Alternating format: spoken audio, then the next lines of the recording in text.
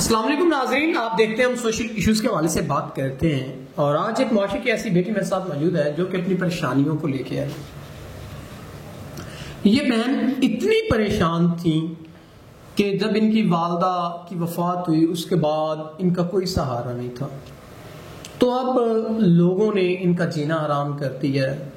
لوگ گھر پہ قبضہ کرنے کو پھرتے ہیں، ان کو جان سے مارنے کو پھرتے ہیں جو ان کے رشتہ دار ہیں، تو اپناتا کوئی نہیں ہے لیکن ذلیل سبھی کرتے ہیں۔ تو اب یہ چاہتی ہیں کوئی نیک انسان جو ان سے نکاح کرے، ان کو اپنی عزت بنائے، تحفظ دے، تو یہ نکاح کرنا چاہتی ہیں۔ تو آئیے باقی ان سے جان لیتے ہیں۔ السلام علیکم۔ وعلیکم السلام۔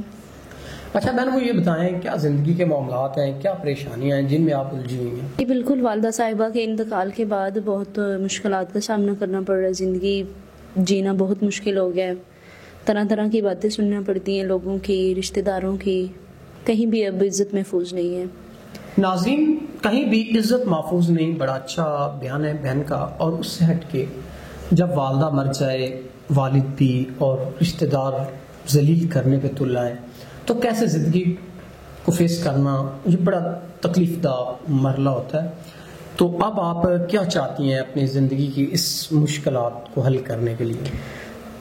بالکل، میں چاہتی ہوں اگر کوئی میری مدد کر دے، میری مشکل آسان کر دے اور مجھے عزت دے، اپنی عزت بنا لے، تو زندگی آسان ہو جائے گی۔ بس مدد چاہتی ہوں، کوئی مدد کر دے۔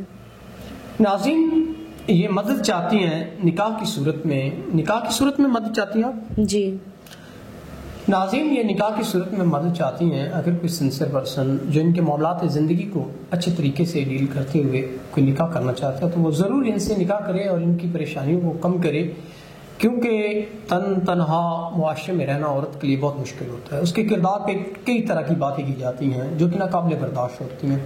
تو یہ بہن چاہتی ہیں یہ کسی کی عزت بن کے اپنی اچھی زندگی گزارنا چاہتی ہیں، تو اگر کوئی نیک انسان نکاح کی خواہش رکھتا ہے تو وہ ان سے نکاح کرے اور ان کے تمام تر زندگی کے مسائل کو حل کرے۔ تو اسی کے ساتھ اپنے میزبان نواب احمد کو دیں اجازت۔ خدا حافظ۔